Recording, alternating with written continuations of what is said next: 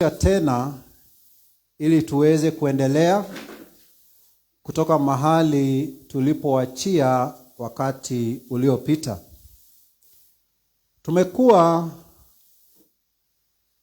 Kwa muda tumekuwa tukijifunza neno la Mungu kupitia waraka kwa Hebrania. Na tuliweza kutamatisha sura yake ya 9. Ambapo tuliona kuwekwa wakfu ama dedication ya maagano yote mawili yaliyo katika Biblia. Sababu Biblia iko na agano la kale na iko na agano jipya. Na tukaona ya kwamba agano la kale lilitiwa ama liliwekwa wakfu kwa damu ya wanyama. Na pia tukaona kuhani mkuu katika agano la kale alikuwa anaingia pahali patakatifu pa patakatifu palipokuwa pametengenezwa na mikono ya mwanadamu, pahali ambapo palikuwa hapa duniani. Na tukaona alikuwa anaingia pale kila mwaka kutoa dhabihu kwa ajili yake kwanza, kisha anatoa kwa ajili ya Waisraeli. Na pia tukaona ya kwamba ni jambo ambalo lilikuwa linarudiwa kila mwaka.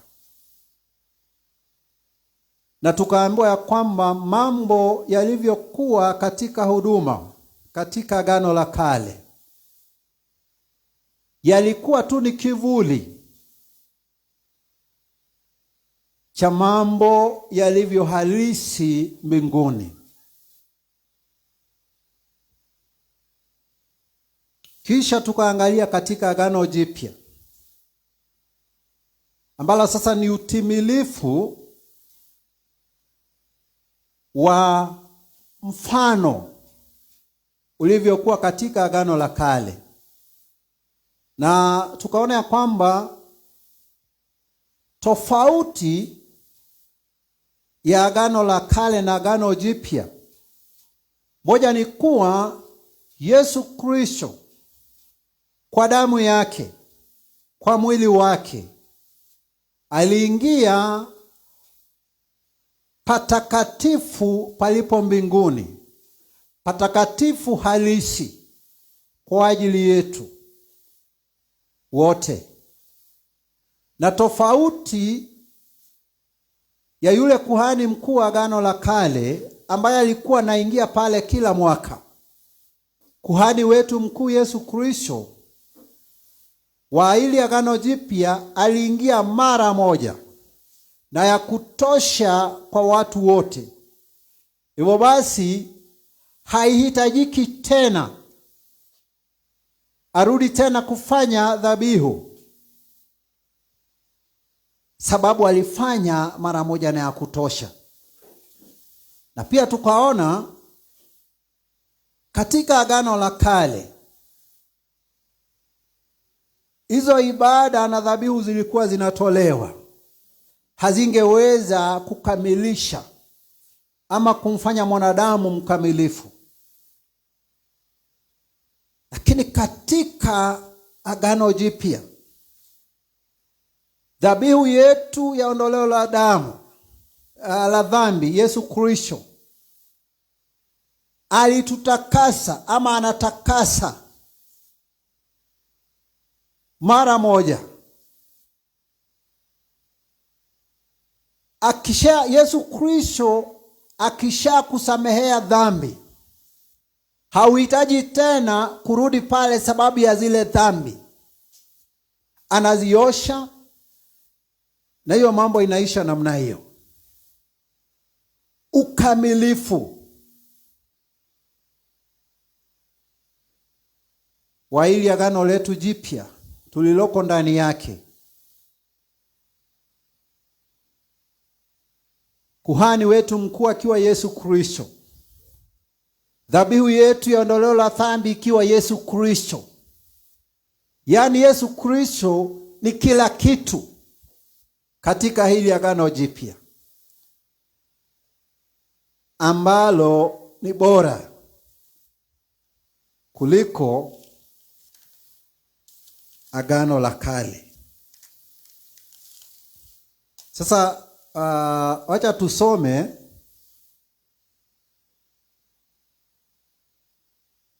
Waebrania sura ya 10. Kwanza tusome mstari wa kwanza hadi mstari wa 4. Wacha tusome hapo, kisha nikimaliza kuelezea tutasoma tena baadaye kuanzia mstari wa 5 hadi mstari wa 9. Hebrews chapter 10 verse 1 to verse 4. Biblia inasema hivi, nitasoma kwa Kiswahili. Basi Torati kwa kuwa ni kivuli cha mema yatakayokuwa, wala si sura yenyewe ya mambo hayo, kwa dhabihu zile zile wanazozitoa kila mwaka daima, haiwezi wakati wowote kuwakamilisha wakaribiao. Kama ndivyo, je, dhabihu wazingekoma kutolewa? Kwa maana waabuduo wakiisha kusafishwa mara moja, wasingejiona tena kuwa na dhambi. 3. Lakini katika dhabihu hizo ilikuwa kumbukumbu ya dhambi kila mwaka. Maana haiwezekani damu ya mafahali na mbuzi kuondoa dhambi. Haleluya. Katika hiyo misari 4, neno la Mungu ni wazi linatuelezea kwamba mafahali ama ndume na mbuzi na kondoo, yaani damu ya wanyama, haiwezi ondoa dhambi. Na sababu sasa tulikuwa tunaangalia sana dhabihu za wanyama zilizokuwa zikitolewa katika agano la kale, tukiangalia sheria na utaratibu wa huduma na dhabihu na ibada katika agano la kale, hazingeweza kuondolea mtu dhambi. Na ningetaka kusema, unajua maajabu moja ya kwamba watu ambao wanajiita Wakristo wamejua, sababu saa hii hakuna dhabihu zinazotolewa za damu katika makanisa. Hakuna. Lakini jambo la kusikitisha, watu wameondoka katika utaratibu wa dhabihu na ibada katika agano la kale ya kuchinja wanyama na kujitakaza kwa damu. Wametoka. Hilo jambo halifanyiki makanisani. Lakini maajabu ni kuwa upande huu mwingine wameingia katika kafara za kitamaduni. Hata unashindwa kuelewa. Wewe umeingia kanisani ama katika dini ama dhehebu, umeambiwa ibada na dhabihu za wanyama ambazo zilikuwa zinafanyika katika agano la kale hazifanyiki tena katika Ukristo, sababu Kristo alikuja ama hizo dhabihu zilikuwa zinatuelekeza ama kutuashiria kwake Kristo, na Kristo ameshafika, kwa hiyo hatufanyi hizo dhabihu. Unasema ndio, unakaa pale. Lakini upande mwingine umeingia katika kafara na matambiko za kitamaduni. Sababu sina shaka na sina wasiwasi nikisema ya kwamba kuna watu ambao wanajiita Wakristo, wako katika dini, wako katika dhehebu, na bado wanaenda kutoa na kukula mbuzi za kitamaduni. Wanafanya matambiko na makafara ya kitamaduni. Sasa unashangaa, Mungu ameelezea kupitia kwa neno lake na watumishi wake ya kwamba dhabihu za wanyama ambazo zilikuwa zinafanyika katika Agano la Kale zilikuwa zinaelekeza watu kwake Kristo, na umekubali na umeamini na umeamua wachana nazo, hazihitajiki. Lakini Mungu amekuweka huru kutokana na dhabihu na kafara za damu, lakini bado unaenda kujiweka tena katika utumwa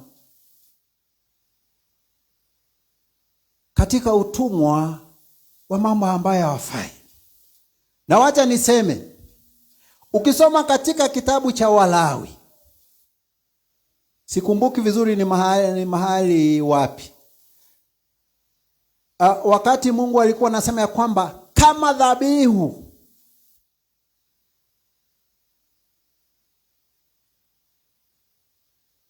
itatolewa nje ya madhabahu, hiyo ilikuwa hatia. Na akasema ya kwamba dhabihu ambazo zinatolewa na hazitolewi kwa Mungu, zinatolewa kwa mapepo.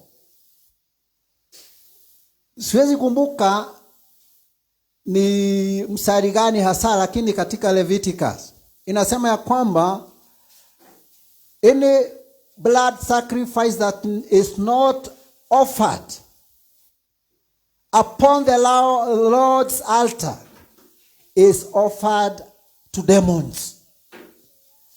Na neno la Mungu halibadiliki. Kwa hivyo kama wewe unajiita Mkristo na bado unaenda kuhusika na kufanya kafara za kitamaduni za kuchinja wanyama, Biblia inasema ya kwamba hizo dhabihu na kafara unazifanyia mapepo. Na Mungu naye ni mtakatifu kiasi ya kwamba hana ushirika na dhambi na mapepo na mambo ya giza. Kwa hivyo wewe ni kujidanganya, unajidanganya kwamba wewe ni Mkristo, lakini Mungu hakujui na hakutambui na hafurahishwi na wewe. Kwa hivyo ningetaka kusema, kama wewe unajiita Mkristo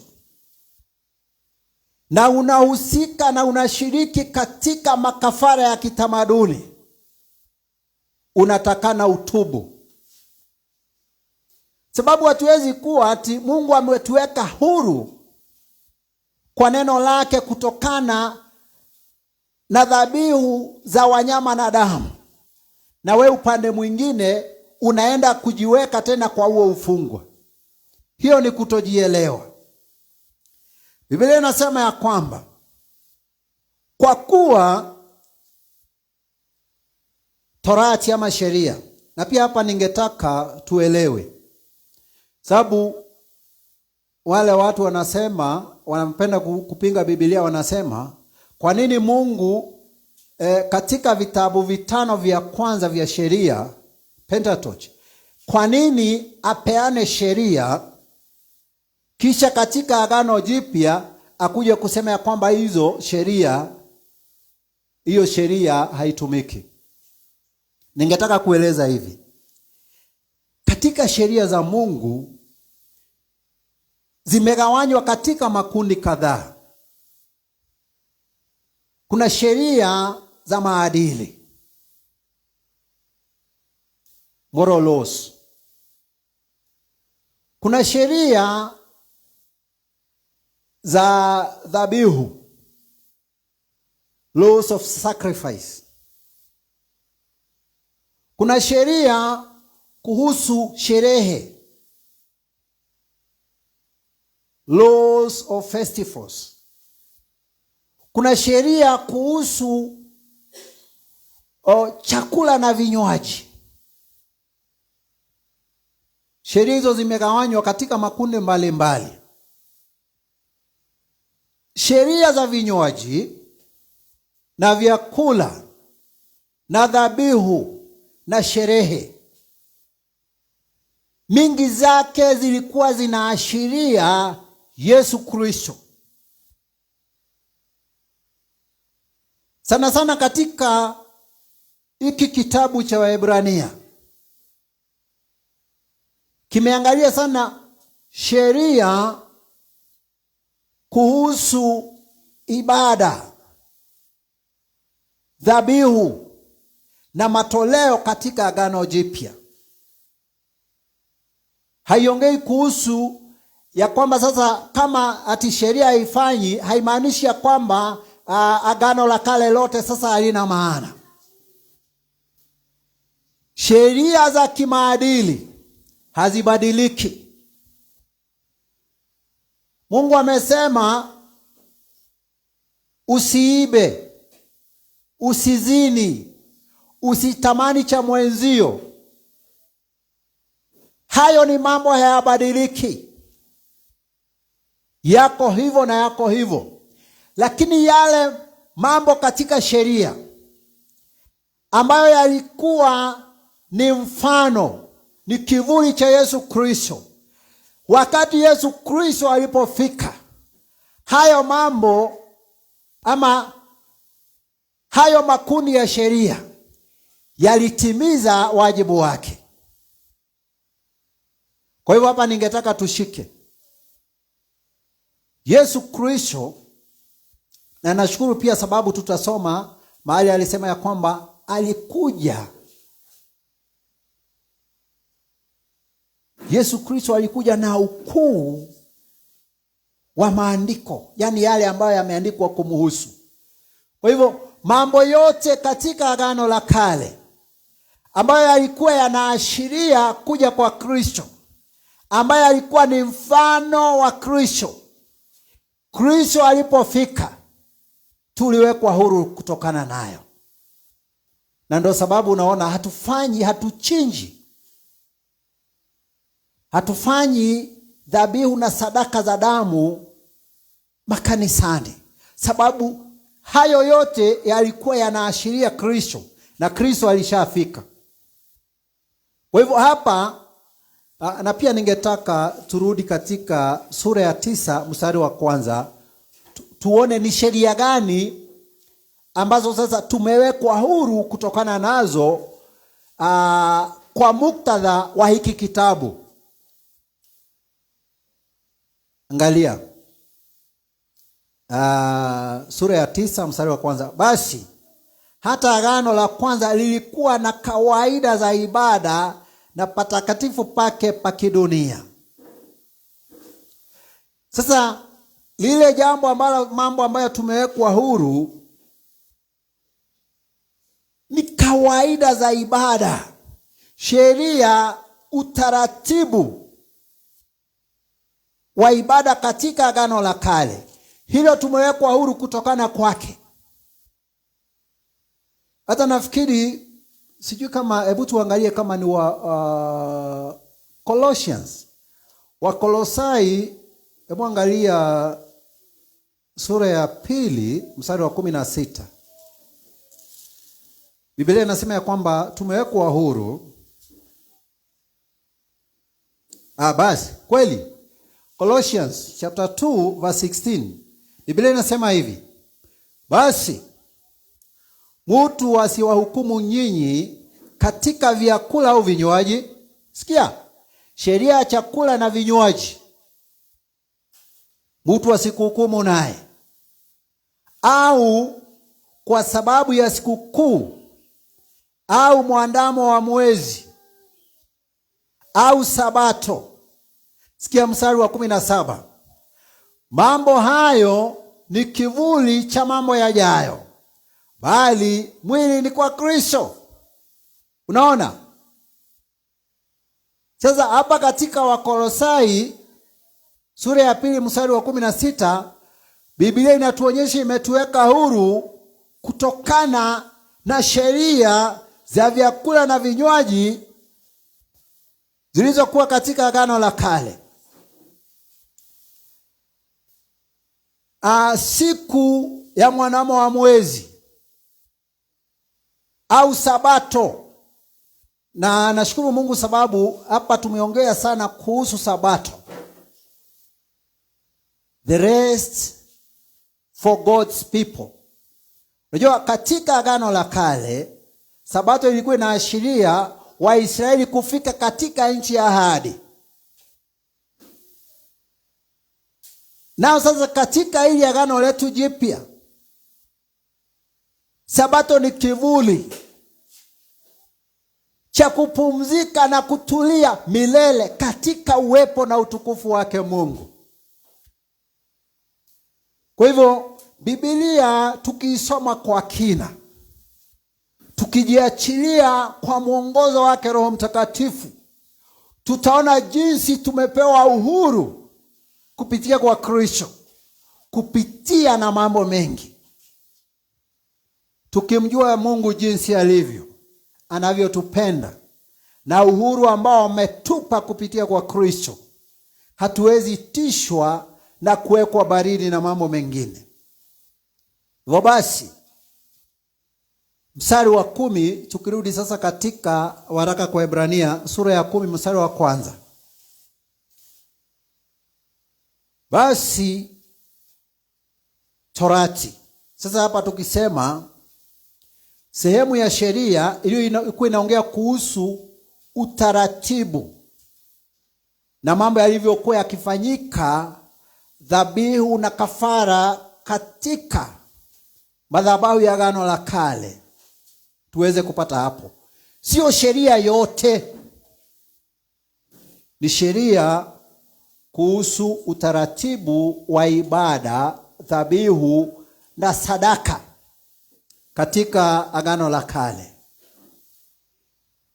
Ilikuwa na hili jambo tumerudiwa sana, hayo mambo katika Agano la Kale kuwa kivuli cha mambo halisi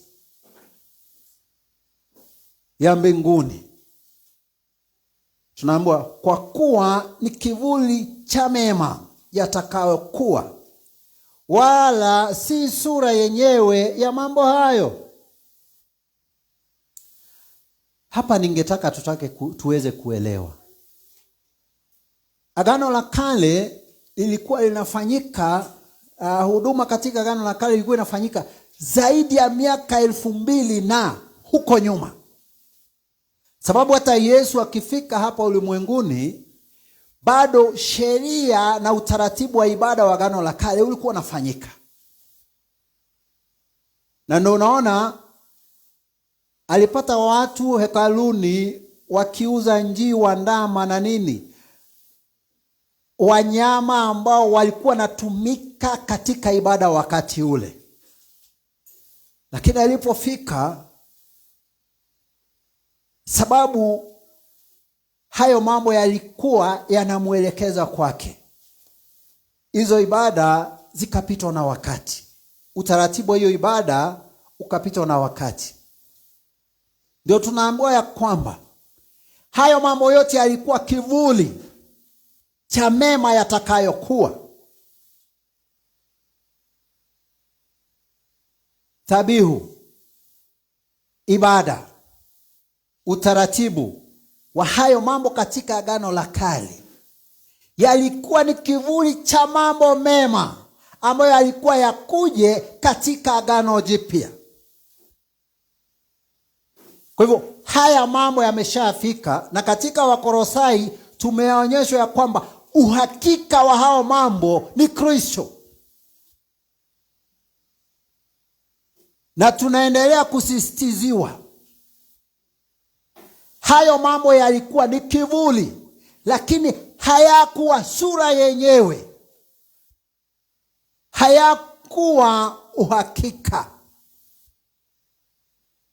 Kwa hivyo tunakumbushwa, kwa wale ambao bado tumejishikilia upande kidogo na haya mambo ya kafara na ibada na sadaka za wanyama, tunaambiwa ya kwamba hayo mambo hayana maana, sababu yalikuwa ni kivuli cha mambo mema ambayo yalikuwa yakuja katika Kristo, na Kristo ameshakuja.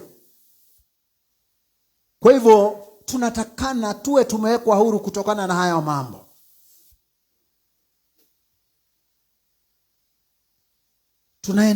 Tunaendelea kuambiwa, sababu haya mambo ambayo yalikuwa yanafanyika, sadaka, ibada, kafara za agano la kale, na hata hapa nikiongeza niseme hata kafara na matambiko na nini ya kitamaduni, sababu unajua utamaduni wa ibada ya Wayahudi ulikuwa pia unahusisha sadaka za wanyama.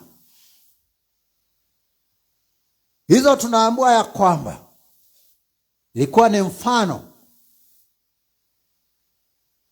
na kupitia kwa hizo sadaka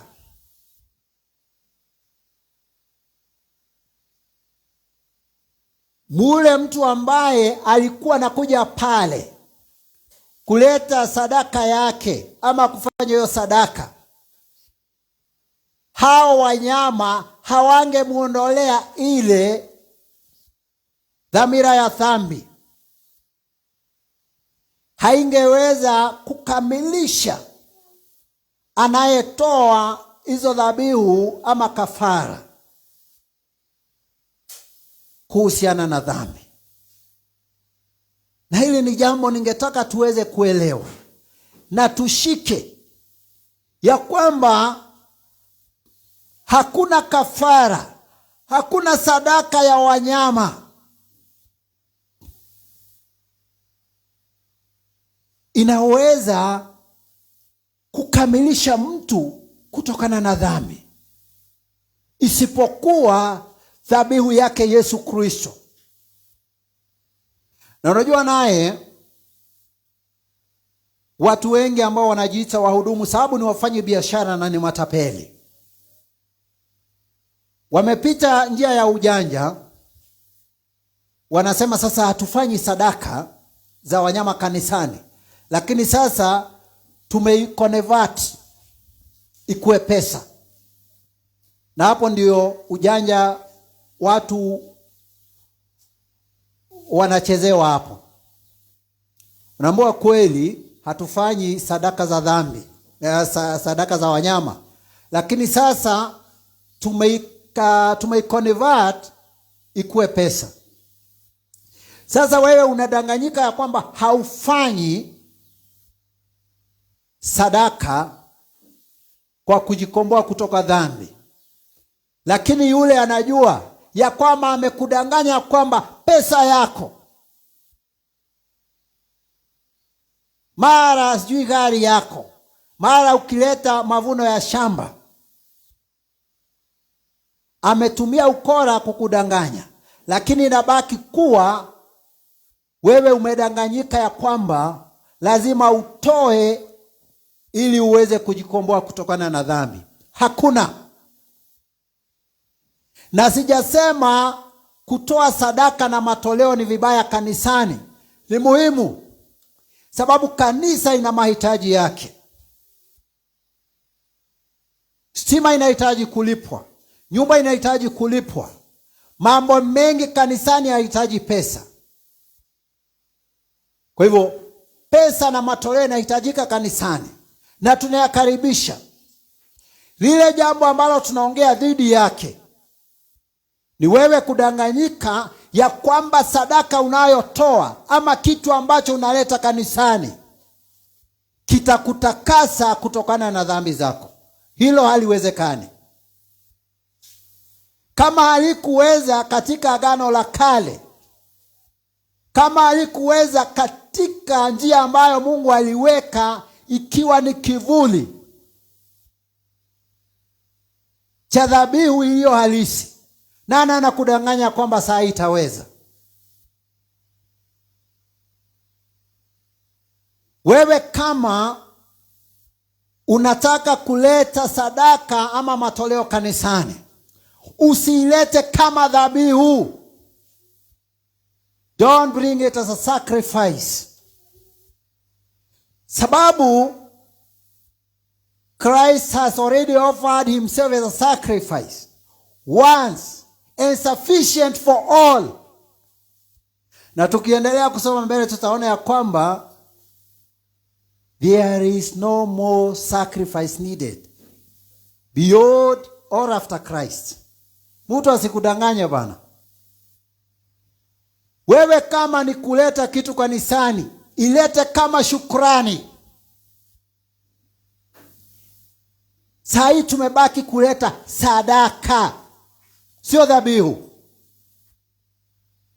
Saa hii tumebaki kuja na kuleta vitu vya shukrani kwa vile ambavyo Mungu ametufanyia. Ati unaambiwa ati lazima ulete, kama ni muradi unaanza ati lazima ulete dedication. Tumetoka katika hizo sheria. Lakini kama kuna muradi unataka kuanza na umepata pengine fedha ama hela za huo muradi, unaweza kuja kama shukrani.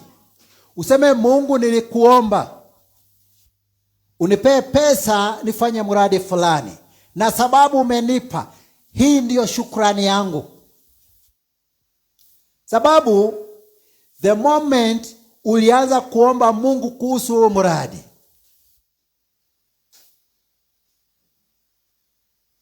hata before uombe Mungu kuhusu huo muradi, Mungu alijua utafaulu. Sababu tunaongea kuhusu Mungu ambaye anaona mambo yote. Unajua kuna watu saa hii wanasoma, wako shuleni, hata watoto wachanga kama hawa. Pengine 20 years from now, kama Yesu atakuwa amerudi, kuna watoto wengine utapata hapa wakiwa watu wenye nyadhifa kubwa sana, na Mungu anajua. Kuna wengine watakuwa matajiri, na Mungu anajua. Kwa hivyo, how do you dedicate something that God already knew from the creation of the world? Unajua tunadanganyika sana. Mungu alishajua. Hapa nikiwa nimesimama, alishajua leo nitakuwa hapa nikiongea neno lake venye naongea. How do I dedicate my preaching to God? Kile kitu ambacho Mungu anahitaji ni mimi kunyenyekea mbele zake, kumshukuru kwa karama yake na kujisalimisha kwake. Unajua kuna majina mengi yameletwa na yanatolewa katika Agano la Kale, na yanatumika katika biashara. Kazi yote ya ukombozi ambayo ilihitajika kufanya, Kristo ameifanya. Kuna jambo ambalo lingine linahitajika. Sasa letu ni kushukuru, kujisalimisha kwake, ili tuweze kufika mahali ambapo ametupangia. Hatuwezi honga Mungu na pesa yetu. Biblia katika kitabu cha Hagai inasema ya kwamba dhahabu na fedha zote ni za Mungu. Sasa wewe unadanganywa, unaleta sijui 1,000, sijui 2,000. Na utajiri wote wa ulimwengu ni wa Mungu. Na hapa nataka watu waelewe, mimi siongei dhidi ama against watu kutoa sadaka, watu kushukuru Mungu. Hilo ni jambo linafaa, sababu Mungu anapenda. Yule mtu ambaye anatoa kwa kupenda kwake, sio kwa kutushurutishwa ama kuwekewa vikwazo. Na ujue ya kwamba hakuna mtu anayeweza kujikomboa. Hata Yesu wakati alituma wanafunzi wake waende wakahudumu, walirudi wakiwa wamefurahia sana ya kwamba mapepo wanatutii, wagonjwa wanapona. Ripoti waliorudi naye baada ya huduma ambayo alikuwa ametumwa na Yesu akawaambia, na hili ni jambo ambalo linatupita sana. Aliwaambia, msifurahi ya kwamba mapepo wanawatii, lakini mfurahi ya kwamba majina yenu yameandikwa katika kitabu cha uzima. Kisha akaendelea akasema ya kwamba itamfaidi nini mwanadamu? Sikia. Itamfaidi nini mwanadamu au miliki ulimwengu wote na nafsi yake iangamie? Na akasema hakuna chochote, sikia, mwanadamu anaweza peana kuinusuru nafsi yake. Wacha wewe unadanganyika, sijui na 1000, sijui leta kondoo, sijui leta ploti yako, leta gari. Ukijidanganya ama ukidanganyika ya kwamba utanusuru nafsi yako ama utajiokoa. Yesu mwenyewe alisema hakuna. Hata kama ulimwengu wote utakuwa wako, hauwezi upeana, hautoshi kukukomboa. Kwa hivyo tuache kung'ang'ana kwa mambo ambayo ni bure. Hakuna kitu utapeleka kanisani kujikomboa kutokana na dhambi. Na ndio sababu Mungu mwenye sababu anajua hakuna kitu hapa ulimwenguni ambacho kingeweza ama kinaweza kukomboa mwanadamu. Hakuna kitu ambacho Mungu aliumba kinaweza kukomboa mwanadamu. Na ndio sababu akaamua yeye mwenyewe kwa njia ya Yesu Kristo ya kwamba atakuja ajitoe kama dhabihu ya kukomboa watu kutokana na dhambi. Sasa unang'ang'ana nini? Unang'ang'ana nini? Kazi yote ya ukombozi, gharama yote ya ukombozi ilifanyika na ililipiwa na Yesu pale Kalvari alipokufa kwa ajili ya dhambi zetu, alipokufa kwa ajili ya kutupatanisha na Mungu. Letu ni kuamini na kujishikanisha katika hiyo kazi kamilifu ambayo imeshafanyika tayari. Sadaka za wanyama hazingeweza kukomboa mwanadamu, kutoa hiyo dhamira ya dhambi kutokana kwa yule ambaye alikuwa anatoa. Haiwezi, haikuweza na haiwezi. Lakini Kristo, Yesu Kristo pekee ndiye anaweza. Peleka mamilioni, lakini jawabu ni kuwa haiwezi kukomboa. Peleka shamba yako, uhakika ni kuwa haiwezi kukukomboa. Mstari wa 2 unasema, ni yale maswali ambayo nasemanga ni swali balagha, rhetorical question. Naulizwa, hivyo basi kama hizi sadaka za wanyama zingeweza kumkamilisha yule ambaye alikuwa anatoa, si basi zingekuwa zimeachwa kunini? Kutolewa. Endelea kusema. Sababu yule ambaye alikuwa analeta hiyo sadaka angeoshwa ama kutakaswa mara moja kutoka kwa dhambi, bado angekuwa na dhamira ya dhambi. Katika huo mstari wa pili uko na maswali mawili balagha, two rhetorical questions. Sehemu ya kwanza ni kama hizo sadaka, dhabihu zingefanya yule ambaye anatoa kuwa mkamilifu kutokana na dhambi, si basi zingekuwa zimeacha kutolewa?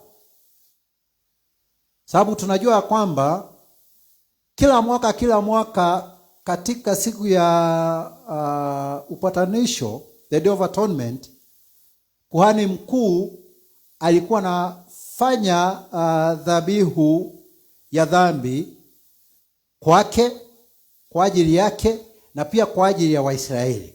Sasa ndio tunaulizwa kama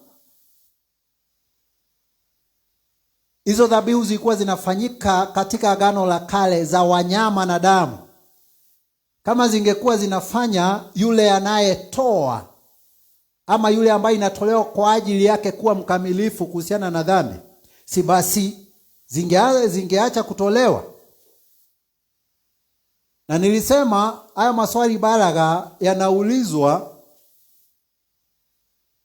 ama kuna mambo matatu kuhusu hayo maswali balagha. Jambo la kwanza, jawabu yake ni rahisi, ni wazi. Jambo la pili linaulizwa kusisitiza jambo ambalo limeongelewa katika hilo swali, na jambo la tatu ni jambo la kushangaza, jambo la kuhofisha, jambo la kuhurumiwa sana, iwapo mtu hajui jibu la hilo swali. Sasa hii sehemu ya kwanza tukiangalia kuhusu hayo mambo matatu yanayohusu maswali balagha, jawabu lake ni rahisi. Unajua swali ambalo limeulizwa ni kama haya mambo, hizi sadaka, hizo dhabihu zingekamilisha mtu kutokana na dhambi, si zingekuwa zimeacha kutolewa? Ni kweli, kama zingekuwa zinakamilisha mtu kutokana na dhambi, hazingekuwa zinafanyika kila mwaka. Hazingekuwa zinafanyika kila mwaka. Hilo ndio jawabu lake. Hazingekuwa zinafanyika kila mwaka kama zingefanya mtu mkamilifu kuhusiana na dhambi. Jambo la pili, ni mambo gani yanayoongelewa kuhusu hili swali? Ni kwamba dhabihu za wanyama, dhabihu za damu haziwezi kufanya mtu mkamilifu kutokana na dhambi. Na jambo la tatu, kama hauko unajua hivyo, ni jambo la hofu sana, ni jambo la kuhurumiwa sana, na unafaa ujue ya kwamba sadaka za mafahari ama ndume na mbuzi na damu na wanyama haziwezi fanya mtu mkamilifu kuhusiana na dhambi. Haziwezi kuomboa mtu kutokana na dhambi. Haya, sehemu ya pili ya huo mstari wa pili nasema ya kwamba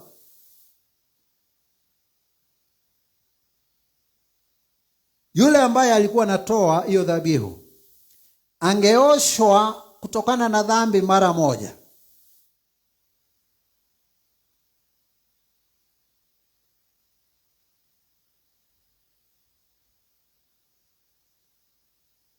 Angeoshwa na dhambi mara moja, angeoshwa kutokana na dhambi mara moja, si angekuwa ako huru kutokana na dhamira ya dhambi?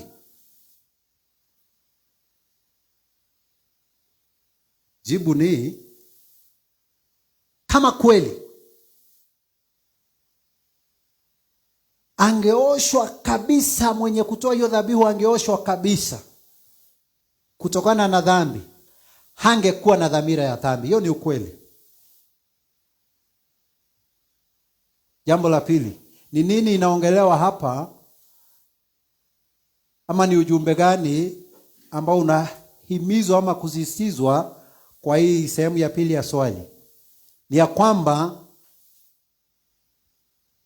mwenye kutoa hiyo dhabihu ya dhambi hakuwa anatakaswa kutokana na dhamira ya dhambi. Yaani, unajua ili neno conscience, ukiangalia kwa kamusi ya Kizungu ni maneno mawili ambayo yameshikanishwa. Conscience. Con inasema with, science ni knowledge. Umeona? Kwa hivyo mtu ndani yake anajua ako na dhambi. Hata baada ya kutoa hiyo dhabihu ya wanyama, huyo mtu kama angetakaswa kutokana na dhambi, bado angekuwa bado na hiyo ufahamu ya kwamba yeye ni mwenye dhambi, hangekuwa naye. Kwa hivyo basi tunarudia kuambiwa ya kwamba hizo dhabihu zilikuwa zinatolewa za wanyama na damu, hazikutoa ndani ya huyo mtu kujua ya kwamba ni mwenye dhambi. Na ndio unaona hata watu ambao wanafanya makafara na matambiko ya kitamaduni hawafanyi mara moja na kuisha. Wanafanya na kurudia, wanafanya na kurudia, haziishi. Sababu kuna kitu nimekuja kuona. Mtu ni mambo mawili. Unajifanya katika hali ya kawaida ya kimaisha, sababu maisha hayakosi changamoto. Lakini sababu ya kukataa ya kwamba changamoto katika maisha ziko, unaanza kutafuta ni sababu gani. Hiyo ni hali moja. Hali ya pili, wewe unajua jinsi ambavyo umejipata katika hali ulioko ndani yake, lakini hutaki kukubali. Unatafuta vijisababu. Sijui ni nyumbani kwetu, sijui nini, niende nitafute wazee. Unaona?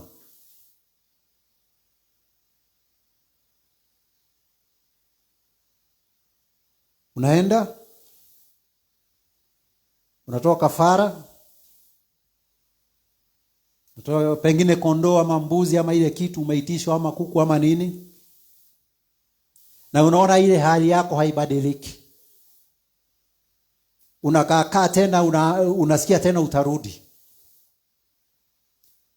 Ukweli ni kuwa utoe mbuzi ama kondoo ama kuku, na unajua ile jambo ambalo limekufanya ukue katika hiyo hali, usiporekebisha bado utabaki kuwa katika hiyo hali.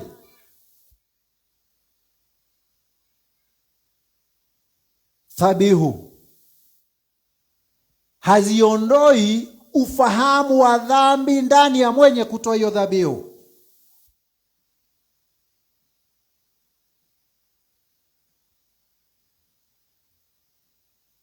Na hebu angalia sababu kuna watu wengi sana wanafanya hizo makafara na kudanganyika kupeleka mara sijui simama na madhabahu, mara sijui madhabahu imesimamishwa, toa dhabihu ya kubomoa madhabahu. Hata na wale ambao wanaenda katika hizo njia za kitamaduni, hebu angalia kama kuna kubadilika katika maisha yao. Angalia kama kuna mabadiliko. Sababu hizo vitu kama sio Yesu Kristo haziwezi toa ufahamu wa dhambi ndani ya huyo mtu. Na mimi hupenda kufanya mfano na mimi. Before niokoke, before nitubu dhambi zangu na niamini Yesu Kristo, nilikuwa nafanya mambo mingi hata ya aibu. Na watu ambao tuliishi na wao na tulikuwa tunafanya kazi nao wakati ule wananijua nilikuwa mtu aina gani. Lakini hata saa hii tukutane na wewe uniambie, Kimani, ulikuwa unafanya hivi, ulikuwa unafanya hivi, nitasema ndio. Lakini huo ulikuwa wakati huo. Sababu ninajua ya kwamba niliamini Kristo na dhambi zangu akazitakasa, akaziosha. Wewe utabaki tu hapo na history. Mimi naye niko hapa nikishuhudia nguvu za Mungu za wokovu. Hauwezi nirudisha chini kwa mambo ambayo nilikuwa nikifanya wakati sikuwa nimeokoka. Na kama kuna gharama ya kulipwa ama kusimamia, Yesu Kristo alisimamia.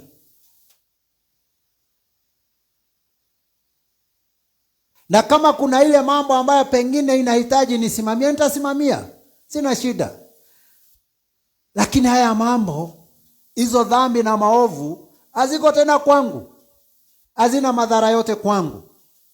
Sababu ufahamu wa dhambi ndani yangu uliondolewa naye Kristo. Sisi kwa msingi wa maisha ya zamani. Ninaishi kwa msingi ambao uko juu ya Kristo. Na hivyo ndivyo inavyotakana ikue katika maisha ya kila muumini na mfuasi halisi wa Kristo. Umeona? Sababu ukishapokea hii dhabihu ya Kristo ambaye alitoa mara moja na kutosha kwa wote, inafanya kazi yote ambayo inatakana ifanyike kwako kuhusiana na dhambi. Waweze tishika.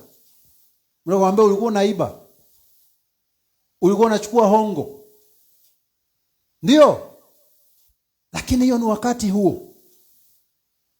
Ulikuwa unapigana, ndio. Ulikuwa mtu wa matusi, ndio. Haukuwa mtu mwaminifu, ndio. Lakini hiyo ni wakati ambao ulipita. Hayo yote Yesu aliondoa na akafunika. Ukishajua hivyo, hautawekwa katika kifungo cha dhabihu, mara kujishikanisha na madhabahu, mara kubomoa madhabahu. Ni madhabahu gani itastahimili nguvu za Kristo? Wewe jiulize. Na unaambiwa ati utoe dhabihu ya kuvunja madhabahu. Ni madhabahu gani inaweza stahimili nguvu za Kristo? Ni kifungo gani kinaweza stahimili uhuru wa Kristo? Ni kifungo gani kinaweza stahimili ukombozi wa Kristo? Hakuna. Ukweli ni kuwa hakuna.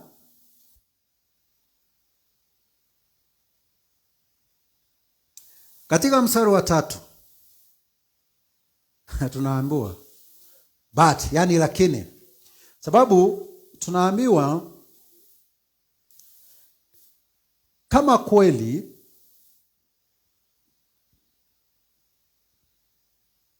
hizo dhabihu zilikuwa zinaondolea anayetoa ufahamu wa dhambi ndani yake. Hangekuwa ana ufahamu wa dhambi. Sasa mstari wa 3 tunaambiwa lakini, yani badala ya hizo dhabihu kuondolea anayetoa ufahamu wa dhambi ndani yake,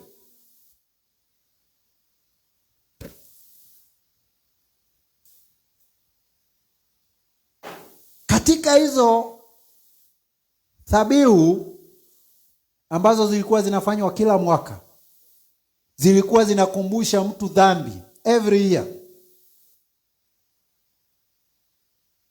Na sijui kama tutaelewa hapa. Wewe ambaye unaamini ya kwamba unatoa dhabihu ndio ujiondolee dhambi, ukweli ni huu katika mstari wa 3. Badala ya hiyo kutoa dhabihu kwa ajili ya dhambi ama maovu yako, kukuondolea ufahamu wa dhambi ambazo umefanya, kila wakati ambapo unakuja kutoa hiyo dhabihu, unakumbushwa kuhusu dhambi zako. Si ni mstari wa 3 umesema? Hebu tusome tena. Lakini katika dhabihu hizo liko kumbukumbu la dhambi kila mwaka. Unaona? Sadaka ambazo walikuwa natoa, dhabihu ambazo walikuwa natoa za dhambi wakati wa siku ya upatano, haikuwa inawaondolea ufahamu wa dhambi. Badala yake ilikuwa inaamusha kumbukumbu ya dhambi ambazo wamefanya. Sijui kama unaona uzito huo.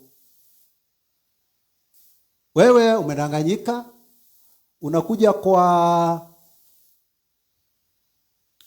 unakuja hapa, unaleta dhabihu ya dhambi.